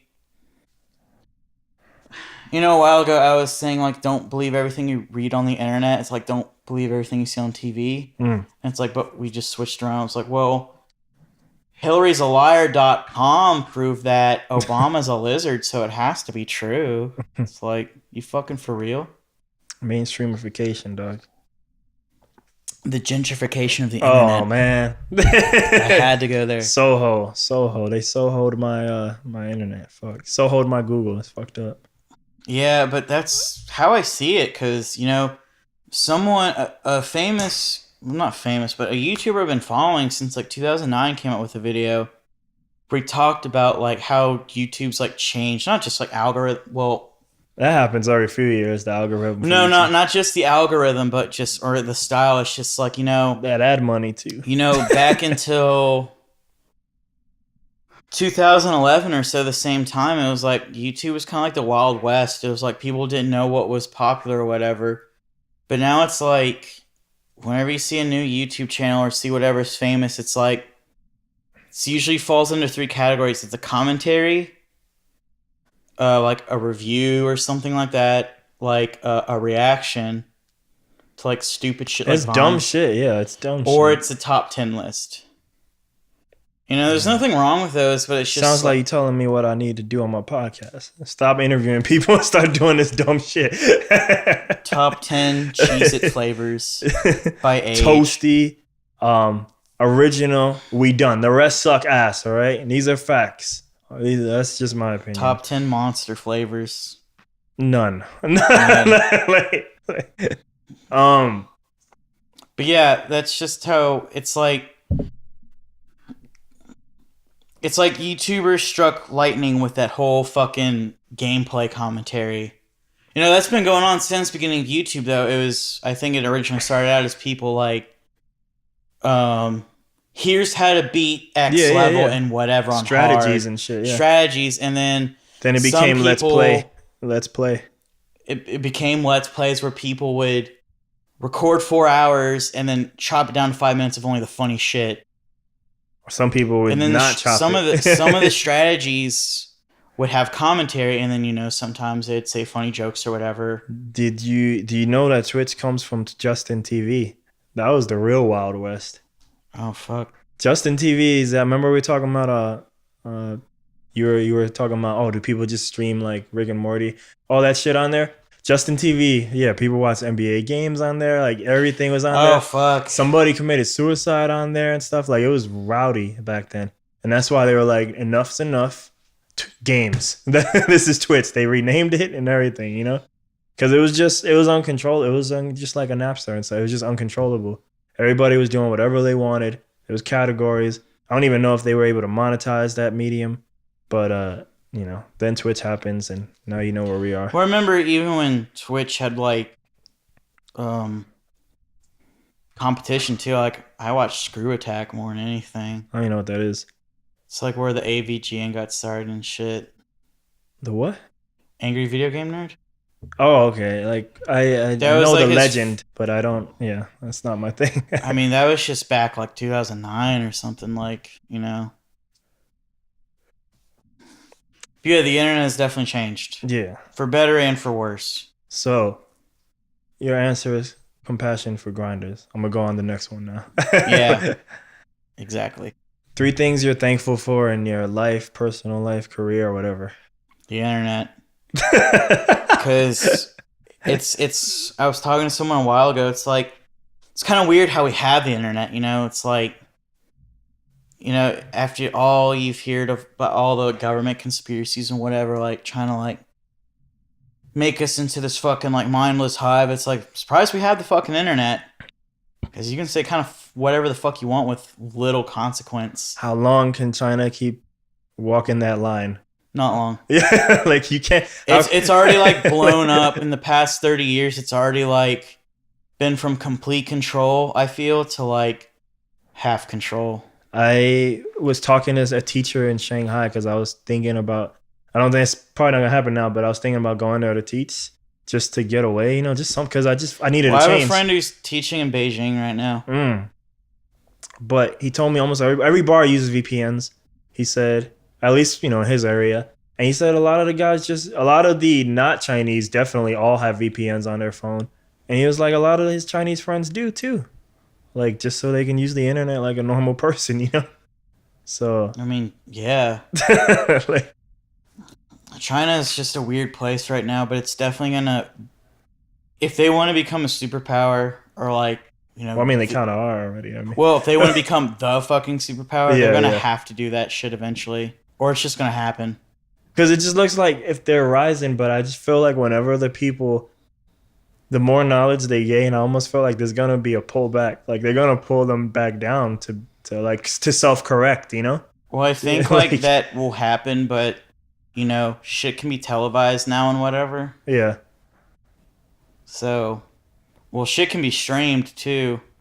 So I think it's just important to have internet everywhere, because like just maybe Egypt didn't work out for the best, but like a lot of that stuff, you know, it was like captured and stuff. Yeah, and same thing like Twitter as whack as a social media and it can be, it seems to be really important when political shit's going down. Same thing when Iraq had I think it was Iran actually had a few months of turmoil a few years back, and same thing, like That's usually when the countries do this, but but you're able to still see what's going on through that, So, and then when countries pull the plug on the internet, well, then it's probably not a good country. Then if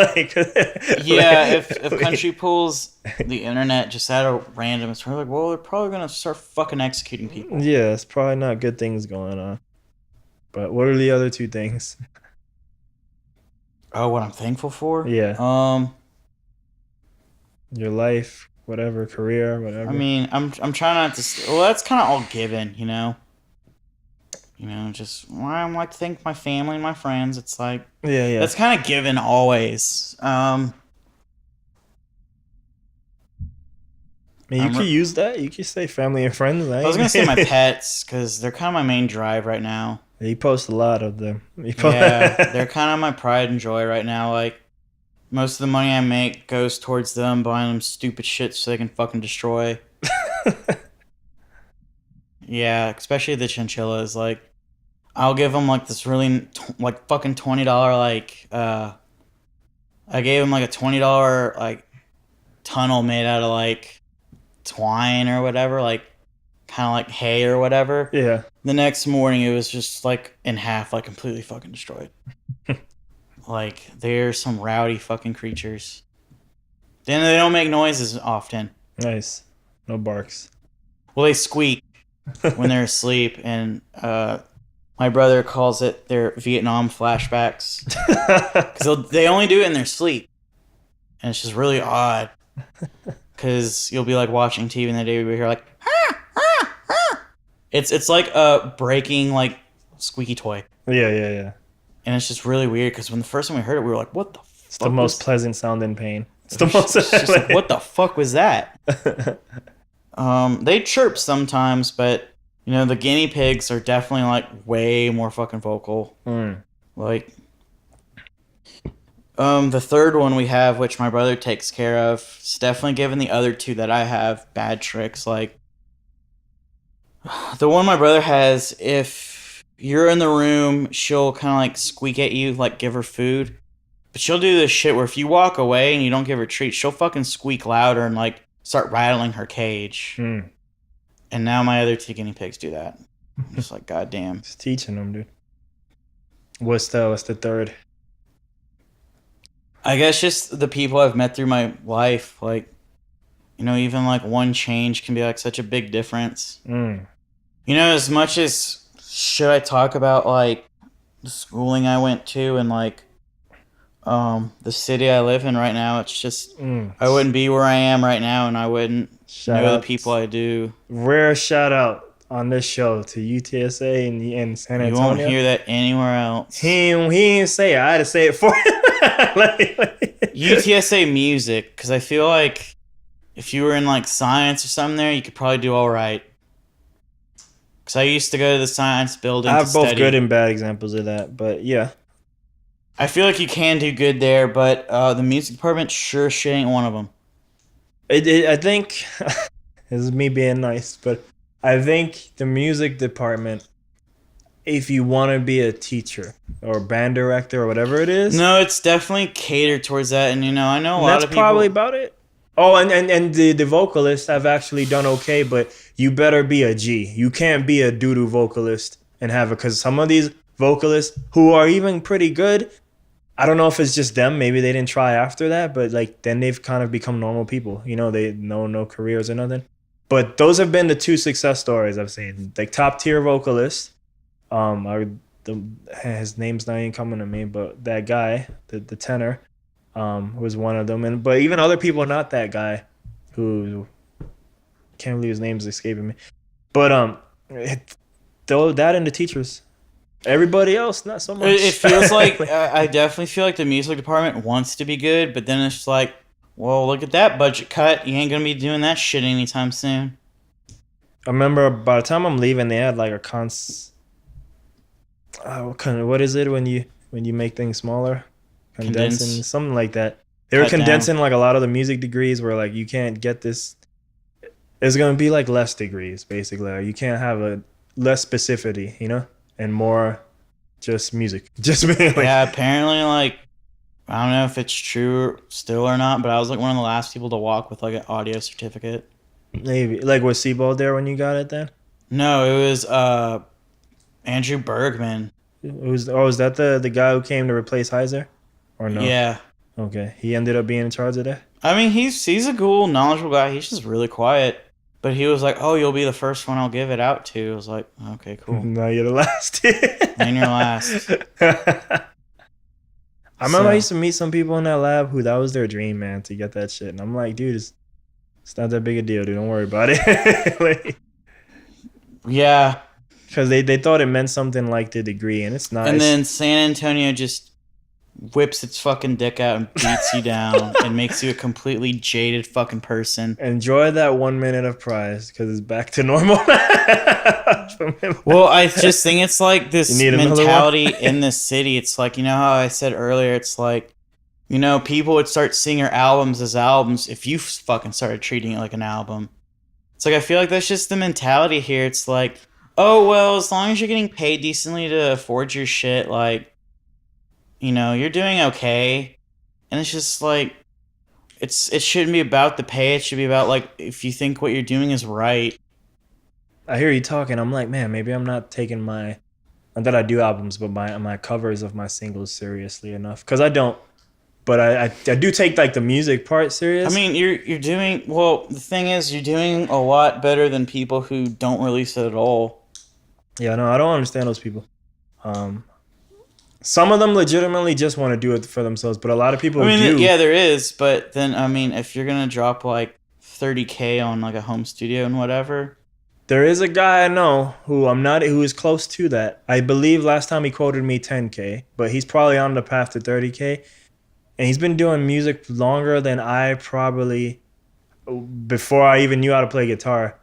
And officially, he probably has, I say officially, like things like the iTunes, I guess now, the Spotify's and stuff. He has 0 releases. He has like no footprint except for like maybe 2 things on Bandcamp. And he probably has over 200 recordings of his music. I'm purposely not saying his name because he will probably come on here at some point. Like, you know, it's funny because nowadays, like, I mean, if I brought all my shit in, it's like, this is what I record with. You'd probably be like, you don't need that much. You really don't. You need a mixer, an interface, and software. And you can DI that shit and it sounds professional. And depending on what you're doing, sometimes if you have a mic, you just get one of those like backing things and then like a pop filter. I think in the beginning, man, like I feel like it's very important to just do it. And if you end up keep doing it, then invest. Some people really like lo-fi sounding shit. Yeah. Like I do personally. Some of them old Melt Banana recordings, like, because I'm not as into as much experimental crazy shit like you and Klein. But like Melt Banana, sometimes I'd be hearing those things. I'm like, what the fuck, man? Because I was like, why does this sound like ass? I'll try to find better quality. And it's like, no, this is it. Lo-fi. But yeah, some people do like that. But the next one. Who would you like to forgive you? And what is one person you would want to forgive? Like the opposite. And if you can, why? For both. So one person I would forgive you, and who do you want to forgive and why? Man, I don't know if anyone like no one. Fuck San Antonio. Well, I know there's a lot of people who will talk shit about me, but I think like after 2 weeks they'll just forget who I am anyways, because it's mainly like Facebook comments, and right now my photo is like of a guinea pig. Yeah. Like wearing a hat. So it's not even my real fucking picture. Yeah. I think the most regrettable thing I did, well, one thing I did, which I didn't mean for it to happen, was I commented on someone's status about a joke. Because he was talking about the music scene here, and he's like, you know, why do I try? Like, no one comes to shows, blah blah blah. And I made a fucking Time Wheel joke out of anything. He told me the fucking owner of Time Wheel commented on it, picking a fight with me. He came in and just started talking about, like, what the fuck would you know about the indie scene here? He's like, we're trying to blah, blah, blah. And my response was like, what, do you fucking work for them or something? He's like, yeah, I own it. And I was like, fuck. So that was Matt, I guess? It was one of them. Okay. I think there's 2 people who run it. He just started talking mad shit. Other artists from fucking Time Wheel got on that. Started talking mad shit. Acting like I was single-handedly like putting the music. You're the reason. I'm the reason this indie scene's head's under the fucking bathtub water. It's like, a lot of people... I remember this one fucking guy was just like, I see the music scene as like a bucket of crabs, As soon as one gets to the top, another one just drags it down. That's you right now, motherfucker. It's like... I don't... I was like, what are you doing? Like, what are you doing to, like, be outside the box? My thing would be that, like, no one's climbing. And every time I see someone climb, they're never in that box. That's why I separated myself from the scene, because I saw all the musicians making it were people who were never in the scene, because that scene is toxic. So it really is. So that's why I was like, well, it seems like if I want to make it, let me just go be over there. That's why I never play shows here. I'm always in Austin. I never saw Richie interact with that same scene I interacted with. So that's what I was saying. Like, it's only recently I started like interacting with like the experimental scene here. Yeah. 'Cause, I was like, I might as well help it out in any way I can. And that's a totally different scene than the people you talking about. Fucking indie scene here. But it was just like, you're trying to, like, you're the face of your business and you're publicly like shit talking me over a fucking like joke. Yeah. Which I was obviously kind of being like, it wasn't even like, it was like obviously like a bad joke. Yeah, I was just kind of like talking out the side of my neck. And the joke was like, oh, you could be on their label. They could just buy all the fans you want. And he just fucking goes off and, I can't remember the other people, but I remember Daniela commented on that shit too. Nice. And, all these other people commented on it, saying how much of a bad influence I am, and I just don't like hard work. Don't shit on the wheel of destiny. And I posted a comment. I posted a status afterwards. I was like, well, I learned a valuable lesson. Like, don't criticize or joke about Time Wheel anyways, because they will fucking mess you up. And all the comments were just like, what? They've actually done really good for our community. And all people comment on, they're from Time Wheel too. You something. If it wasn't for Imagine, I probably wouldn't even know who they are. Still. Same. If it wasn't for me working for city council, I wouldn't know who they were. Did they do stuff involved? Oh, they dick rode them so hard. Oh, nice. That's why I have a sour feeling towards like Soundgarden and all this other shit. Yeah.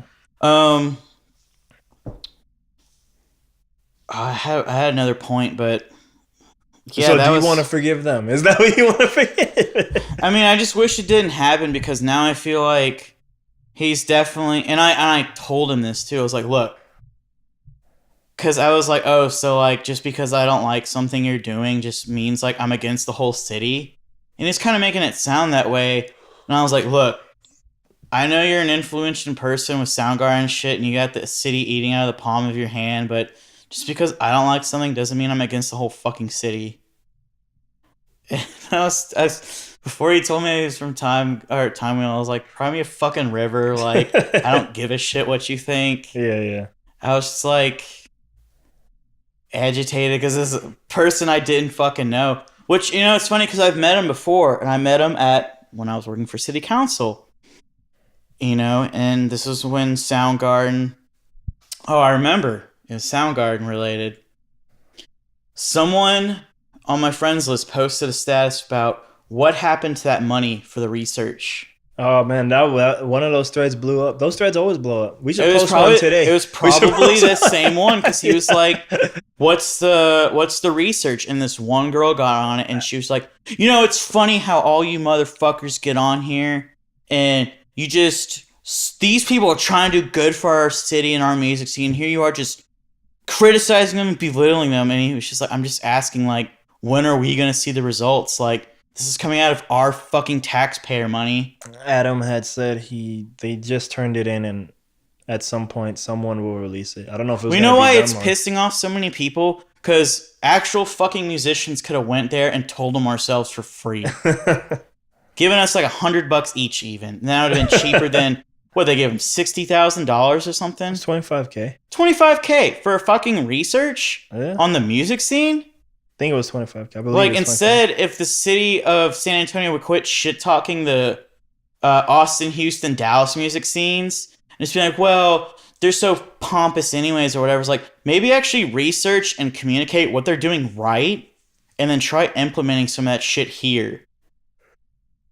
You know, because every time I was working in city council, you know, someone said I was from Austin, they'd be like, oh, well, you probably have this ego complex with you. It's like, I was like, literally, like, I didn't know this rivalry between us was I think here. it's probably more one-sided. I don't think it Austin is is concerned with San Antonio. Every time I talk to people in Austin about San Antonio, they say how good of a city it is, how great it is. I'm surprised how many people like San Antonio and Austin. I can't front. No, they're like, I love going All on my the week. music friends love this place. I'm like, maybe because you only But it's like, if you mention Austin to anyone here, they're just like, oh, those fucking white people, and they're...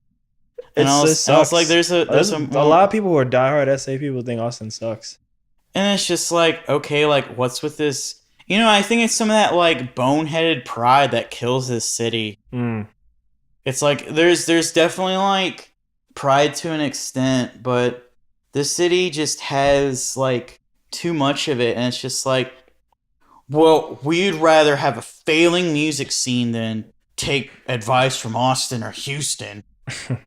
And it's like, well, all those cities have blown up at one time, and you know, it's like, when are you gonna blow up? So do you want to forgive the entire city of San Antonio? Oh man, I was just one person I'd like to forgive is, I don't really think I can go into it that much, but he was kind of a guy who got me started in like the music scene in Austin, but he just went fucking crazy at the beginning of the year.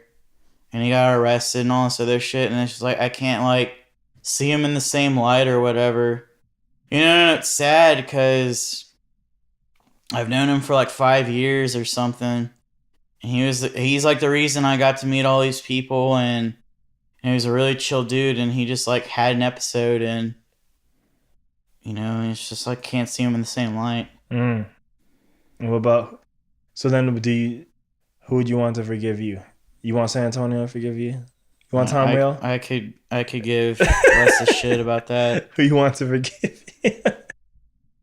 I mean, because I know in deep in my heart that's all like personally my fault. Just let it go, man. Let the SA stuff go. That's what a lot of us. You know, it's gonna be easier because like when I'm in Austin, like I think that's the biggest reason. Like, I'm not ready to like fully commit living here because I know I'll just perpetuate that. Because when I'm in Austin doing my own thing, like living at my parents' house, like helping them with mortgage and just like, you know, helping my dad with work, it's like I never think about that shit.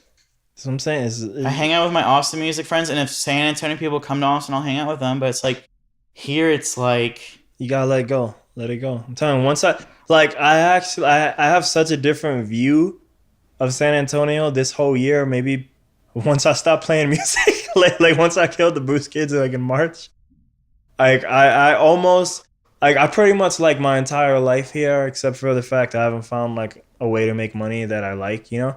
But like, which is probably why I'll just end up moving anyway. But like, I like it here. It's just, but my whole perspective changed because like that. Like I said, I removed the toxic element, and a lot of that was just the music scene. You know, it's like, very true because whenever I heap shit on San Antonio, it's like there are legitimately good things about the city. But music's such a big part of our lives that we define it by that. It's such a big part of our lives. Like, I can't. So that's what I'm saying. You just have to remove that element. Just do the climb. Just like ban yourself from San Antonio musicians. When I talk about to people, when I used to talk to people at college, like in non-music classes, like why I don't like it here or whatever, and I talk about the music scene, I just sounded like a fucking crazy person to them because they wouldn't know what's going on.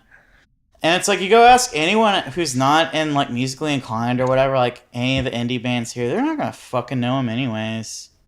Like, there's only like one or two indie bands here that I think have like really got what it takes and what's got it going on, and it just sucks they're here.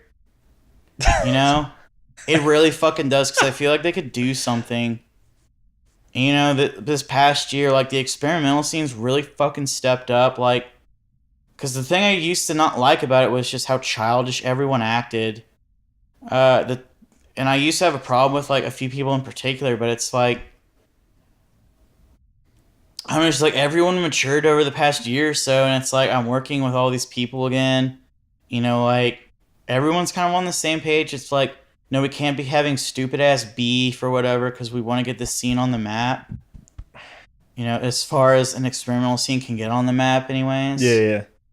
But you know, that was kind of the thing I forgave recently. It was just like the experimental scene here, like, because I always used to talk shit about it, and now it's kind of like, you know, I'm here to help. You know, I'm just kind of giving advice to people. I'm playing more shows here. You know, it is what it is. So you asking SA to forgive you? No. No.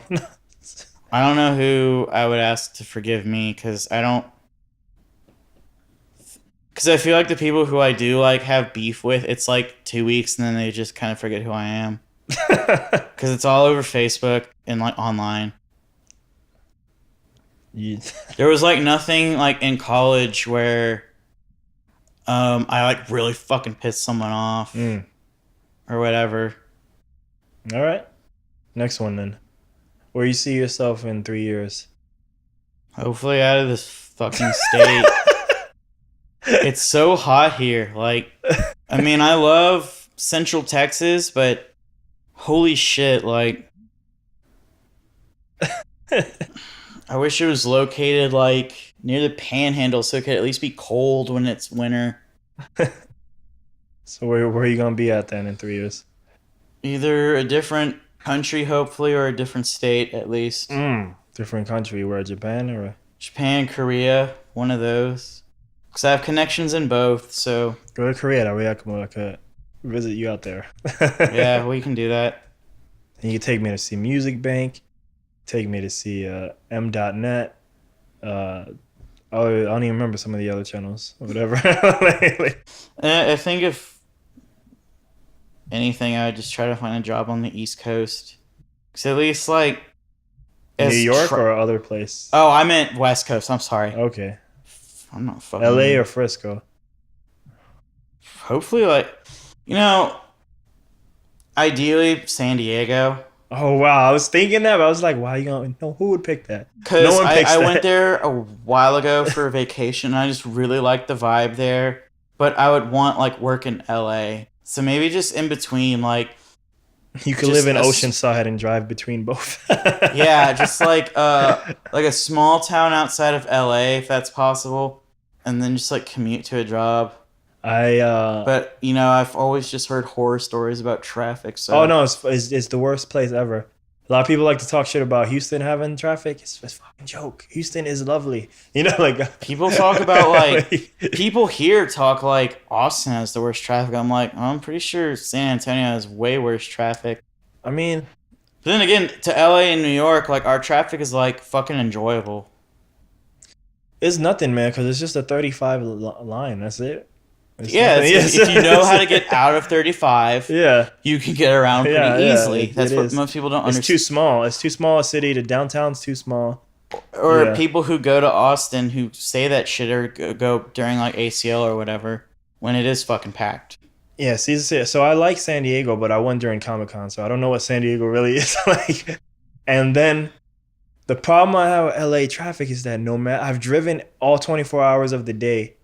And all 24 hours of the day, certain sections have traffic. I went to Hawaii, and I drove myself to the airport, and I was driving at 3 a.m. And certain parts of one of the highways there is just like a shitload of transitions.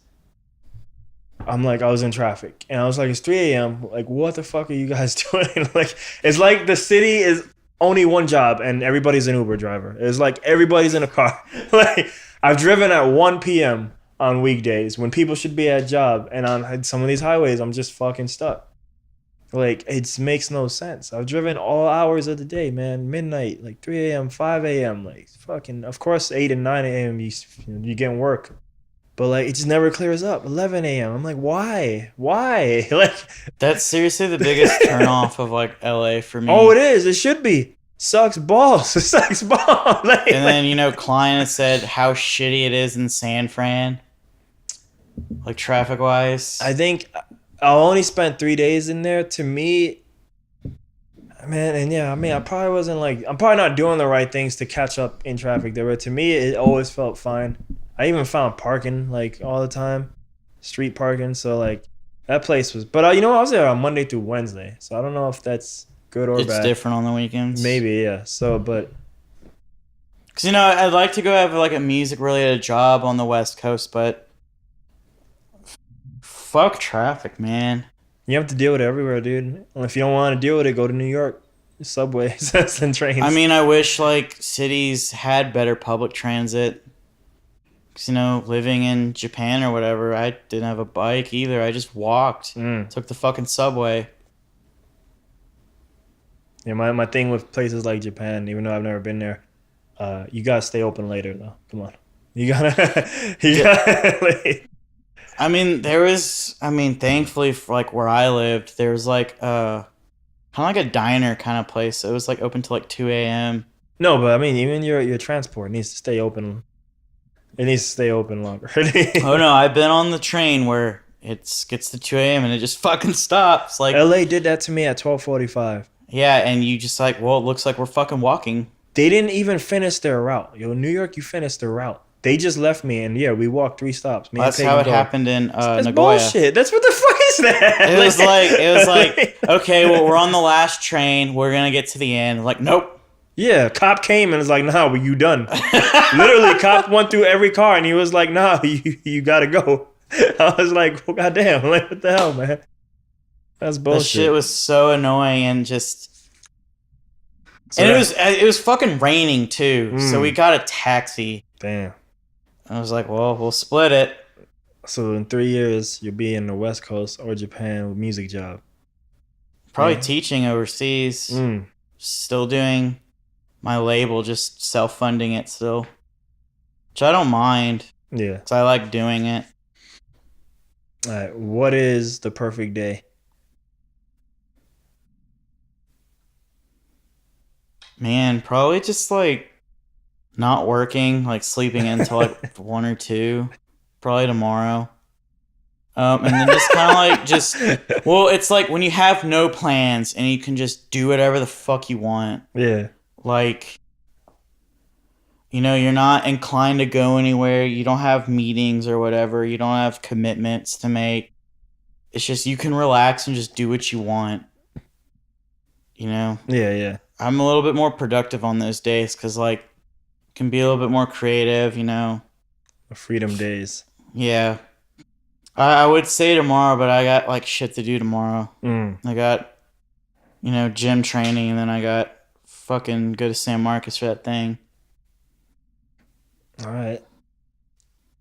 The next one. Where does your strength or your will come from? Does it come from within? You got faith? Like what? Where does it come from? The will to carry on. Probably my pets, honestly. Because, like, I do a lot of this shit just so I can feed them and stuff. I make music. Oh, Dirty Bastard did it for the kids? Like, I was going to say I make music for the pets. I mean, not like the music stuff's more for, like, me just because I have such a passion for music. Yeah. But, like, the drive to, like, want to do well and, like, pay bills and shit is, like, just from, like, my pets, really. Because, at least with rodents, too, like, they have such a shitty life. Like, no one really respects them or anything. They're always used as test subjects, that's where the term, like, guinea pig comes from, even though, like, no one's tested on them since, like, the 50s, probably, and that's rabbits and monkeys, which is really shitty, but, it's, like, they're kind of a pet, like, no one really respects, and, just, like, giving them, like, a forever home, and just, like, all I do is, like, I get home, and, I just, like, I bought them, like, a fucking doggy bed, and I just put them in there, and I just watch TV with them. Chinchillas can't do that with because they'll fucking like run away and they'll hide and you will not find them. So I have to I bought like a dog fence and I barricade a room and I let them run around that room where I know they can't escape. Sounds like prisoners more than pets for these guys, actually. Well, I mean, I'd rather them be safe in a... the thing that pisses me off the most, are stories where like people will release like their guinea pigs or chinchillas out into the wild, and it's like, what the fuck are you doing? Yeah. Like, they don't know how to fucking survive in like 100-degree heat, and that shit irritates me so fucking much. But I'd rather them be caged up and run around. Yeah. And to be able to find their cage again, then like let them run around the house, and me not find them for 3 days, and they don't know where the water is or whatever. Do it for the pets. Because especially like my parents' house is pretty big, and I just don't want them getting fucking lost. I got you. All right, so that's the end of that round. So here's the last one. All right. This one's called I Like, I Wish, I Wonder. I like that I did. I wish I had done. I was fuck, man. I missed the phone notes, dude. I like that I did. I wish I had done this. Yeah, and I wonder what would have happened if. I like that.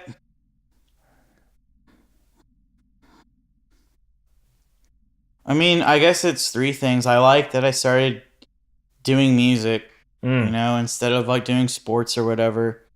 Because I feel like sports is just kind of like a dime a dozen, you know? Kids who play football or whatever, soccer, it's just like, yeah, it's a dime a dozen. We're like that for music now, too, though. Well, of course, now it is. But Yeah. back then, like, you know, only fucking nerdy-ass, wimpy kids did band. Well, I mean, no one does that. Everyone's a DJ, though. So that's why I'm slowly moving into music retirement. It'll pass sooner or later, hopefully. I don't know, man. I don't know. Just because they're DJs doesn't mean they're getting paid to do it, though, or respected. Oh, yeah. Most of them are just fucking awful anyways. Yeah. I'm glad. I liked that after such a long hiatus of me just kind of like living by myself, I'm glad I got pets again. So I used to have a lot of pets as a kid. I used to have hamsters and fish, but I just didn't like the upkeep with them. But I liked how I got some again, because it kind of keeps you like in a routine, because you got to take care of them. You know, it's like every Sunday is my, like today, like before I came here, like, you know, clean their cage, you know, give them new food, new water, give them a bath, you know, just like feed them. Keeps you in like a routine. You know, it will be that thing where if you go to bed, it's like, and you forgot something about them, you know, it's not like homework where like, well, I'll just do it in the morning. It's like, shit, I gotta get back up and go downstairs and like feed them or whatever. Which never really happens because they're in my front room, so I like see them as I come in. Yeah. And I liked doing a study abroad. That really like opened a lot of doors for me. Just like seeing a different country. Perspective changes, meeting the people that I met, and you know, just having the opportunities that I had was like one of the better decisions I've made in the past decade. Get back out there then, dude. Yeah, and it's not even, it's just like, it wouldn't even have to be like the same country or whatever. It's just like just doing that anywhere, like a different perspective change. Like I highly recommend it. Even if you think like you kind of want to do it, just fucking do it, because it's only a semester. Yeah. But then again, it's a whole semester. So it's like, it's long enough, but it's like short enough, you know? Yeah. So if you don't end up liking it, you're not there for a whole fucking year. You know, you'll go back home soon, but, you know, I wished. I wish I'd started this music thing earlier. You know, if I would have known what I know now back in like high school, I would have done a lot of things differently. I just wished I would have stopped worrying about like really dumb shit in high school.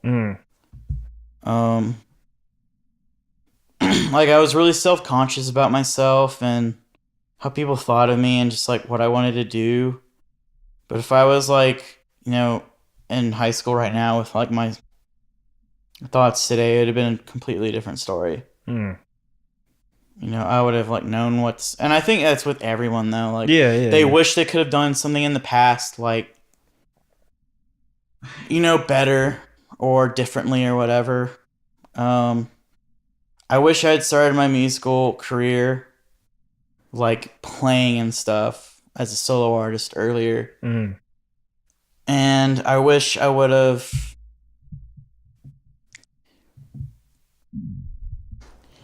taken more adventurous opportunities back then. Like learning a different language and stuff like that. Because, you had to learn Spanish and stuff, but that was like, you had to. Because you live here and stuff. Well, it was like, our school offered other shit, but it was like so many people spoke Spanish. And it was just like, if you needed tutoring or whatever, it'd be that much fucking easier.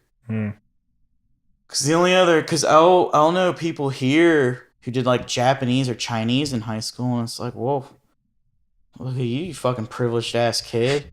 Because when I started doing Japanese at UTSA, I was like one of the only kids there who like was just now like learning it. Yeah. Because a lot of these people, like San Antonio apparently has a good second language or whatever school everyone went to, because they did Japanese and I had to do Spanish. It's either Spanish, ASL, or French. And like ASL my senior year they took away the credit for it, so it didn't count for whatever reason. It's totally random. How you say your artist name in Japanese? It's just sorry. The thing with English names in Japanese, you say it like you would say it in English, just in like a Japanese way. Accent. So it'd be like Fierce Deity. It wouldn't be like the kanji version, which is something completely different. Yeah. Because a lot of people will do that, and it's like, well, that doesn't make sense. Because they'll be like, well, what does this literally translate to there? It's like, well, you would still advertise it like you would in English. My dog's shaking pretty hard. It's time they're old, man. They've been around. Dead arthritis. Yeah. They've been around a long time. What was the last one? I wished, I hoped, or something. No, I wonder. What would have happened if? Well, back when I was young, like in 3rd grade, we moved out to where my parents live now in Austin. I changed school districts and everything. And I went from a really social cul-de-sac where like, I didn't realize how lucky I was at the time. It was like every parent in that cul-de-sac had a kid around my age. So I was like really social as a kid. And then when we moved out to where my new place is, it was like a retirement community turned into like a neighborhood.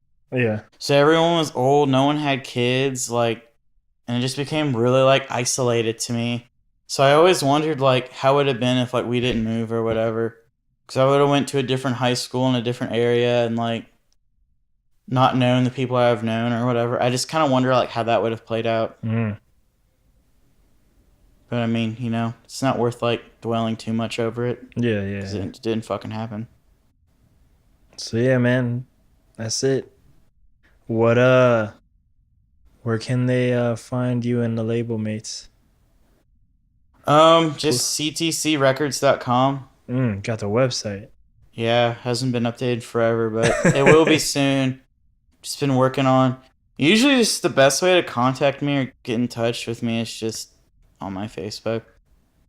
About the other spots, the Instagrams and all that.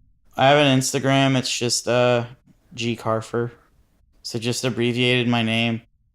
And I have a Twitter. It's Fierce Deity ATX. But I like only post like really dumb shit there. It's like my throwaway account though, but I still post there every once in a while. Any last words? Yeah, thanks for doing this. Bacon. Yeah, man. Bake that chicken, smoke that turkey. Boosh. That's it. That was good. Nah, let me stop.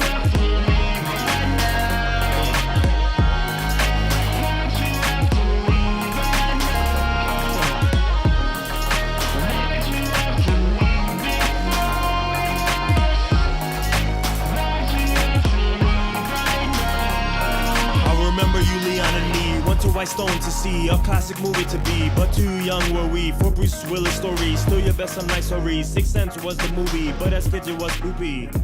We all young, so we don't pay rent. Means extra money to spend. That being said, we too cheap to take a bus. We walk over there, we don't give a fuck.